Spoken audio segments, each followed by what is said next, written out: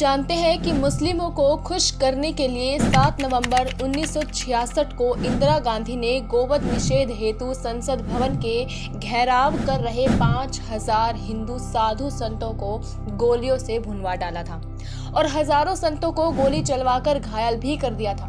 इतनी बड़ी नृशंस हत्या आजाद भारत में पहले कभी नहीं हुई थी। लाखों लोगों को इतिहास में जलियांवाला बाग की कहानी तो पढ़ाई जाती है, लेकिन संसद भवन के समक्ष मारे गए इन हजार संतों की कहानी लोगों को मालूम तक नहीं। ये कहानी 7 नवंबर 1966 की है, जब गो हत्या पर प्रतिबंध लगाने का कानून मांगने के लिए संसद के बाहर जुटी साधु संतों की भीड़ पर गोलियां चलाई गई थी।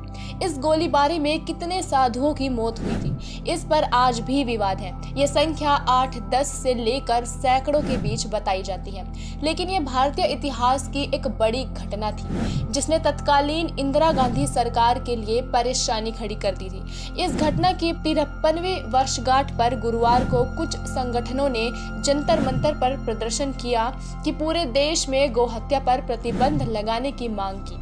जिस चौराहे पर साधुओं पर गोली चलाई गई थी, संगठनों ने मांग की कि उस चौक का नाम गो भक्त बलिदानी चौक रख दिया जाए। कहते हैं कि करपात्री जी से आशीर्वाद लेने के बाद इंदिरा गांधी ने वादा किया था कि चुनाव जीतने के बाद गाय के सारे कत्लखाने बंद हो जाएंगे जो अंग्रेजों के समय से चल रहे हैं। करपात्री जी महाराज उस समय के भारत के संत, स्वतंत्र संग्राम सेनानी और राजनेता थे। सब जाति धर्म के लोग के बीच उनका बड़ा मान सम्मान था। इंदिरा गांधी चुनाव जीत गई थी। ऐसे में स्वामी करपात्री महाराज को लगा कि इंदिरा गांधी मेरी बात अवश्य मानेगी। उन्होंने एक दिन इंदिरा गांधी को याद दिलाया कि आपने वादा किया था कि संसद में गो हत्या पर कानून लाएंगी, लेकिन कई दिनों तक इंदिरा गांधी उनकी इस बात को टालती रही। ऐसे में करपात्री जी को आंदोलन का रास्ता अपनाना पड़ा। इससे संतों का आक्रोश लगातार बढ़ता जा रहा था। करपात्री जी के आह्वान पर 7 नवंबर 1966 को देश भर के लाखों साधु संत अपने साथ गाय बछड़ों को लेकर संसद के बाहर आ खड़े हुए। कहते हैं कि दोपहर 1 बजे जुलूस संसद भवन पर पहुंच गया और संत समाज के संबोधन का सिलसिला शुरू हुआ। करीब 3 बजे का समय होगा जब आर्य समाज के स्वामी रामेश्वरानंद भाषण देने के लिए खड़े हुए। स्वामी रामेश्वरानंद ने कहा कि यह सरकार बहरी है, यह गो हत्या को रोकने के लिए कोई भी ठोस कदम नहीं उठाएगी, इसे झकझोरना होगा। मैं यहाँ उपस्थित सभी लोगों से आह्वान करता हूँ कि सभी संसद के अंदर घुस जाओ और सारे सांसदों को खींच कर बाहर ले आओ, तभी गो हत्या कानून बन सकेगा। कहा जाता है कि जब इंदिरा गांधी को ये सूचना मिली तो उन्होंने निहत्थे करपात्री जी महाराज और संतों पर गोली चलाने के आदेश दे दिए। पुलिसकर्मी पहले से ही लाठी बंदूक के साथ तैनात थी। पुलिस ने लाठी और अश्रु गैस चलाना शुरू कर दिया। भीड़ और आक्रामक हो गई। इतने में अंदर से गोली चलाने का आदेश हुआ और पुलिस ने संतों और गो रक्षकों की भीड़ पर गोलीबारी शुरू कर दी। संसद के सामने माना जाता है कि एक नहीं लेकिन मृतकों का सरकारी आंकड़ा 8 का था। दिल्ली में कर्फ्यू लगा दिया गया, संचार माध्यमों को सेंसर कर दिया गया और हजारों संतों को तिहाड़ की जेल में ठूंस दिया गया।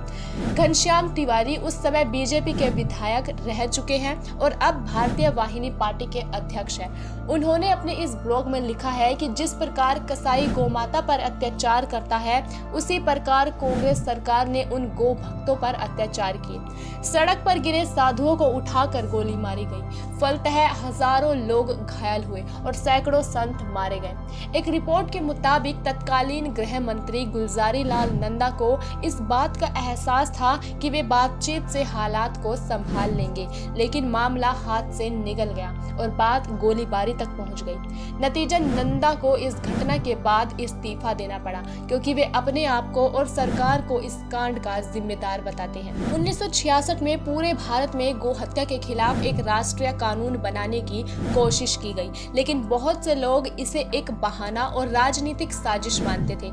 इसका कारण ये था कि इंदिरा गांधी ने कुछ वक्त पहले ही सक्रिय राजनीति शुरू की थी और राजनीतिक गलियारों में लोग उन्हें गूंगी गुड़िया कहने लगे थे कि इस बहाने से इंदिरा गांधी को शुरुआत में ही अस्थिर कर दिया जाए।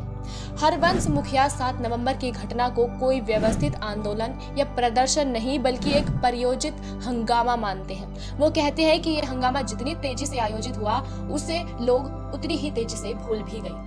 हरियाणा के करनाल के सांसद स्वामी रामेश्वरानंद इस आंदोलन का पूरा समर्थन कर रहे थे। आंदोलन के बाद कई सालों तक संघ ने इस मुद्दे को उठाया भी, लेकिन यह एक बड़ा मुद्दा नहीं बन सका। अखबार ने 8 नवंबर को लिखा कि हिंसा के कारण राष्ट्रीय राजधानी क्षेत्र दिल्ली में कर्फ्यू लगा दिया गया है। हजारों गो रक्षक मिलकर भारतीय संसद पर टूट पड़े और उन्होंने सरकारी वाहनों में आग लगा दी। इस घटना में 7 लोगों की मौत हुई और करीब 100 लोग घायल हुए। दिल्ली में जुटे प्रदर्शनकारियों में जनसंघ, हिंदू महासभा, आर्य समाज और सनातन धर्म सभा के लोग शामिल थे। इस घटना के प्रदर्शन के समय कितने लोग संसद पहुंचे थे, इस बात पर अभी भी विवाद है। कुछ हजारों से लेकर इस संख्या को लाखों तक बताते हैं। इसी प्रकार इस गोलीबारी की घटना में कितने साधुओं की मौत हुई, इस पर भी विवाद है। लोग यह संख्या 8-10 से लेकर सैकड़ों में बताते हैं। इस घटना के प्रत्यक्षदर्शी रहे विश्व हिंदू परिषद के नेता डॉक्टर सुरेंद्र जैन ने अपने एक इंटरव्यू में बताया कि वे अपने नाना जी के साथ इस प्रदर्शन में भाग लेने आए थे।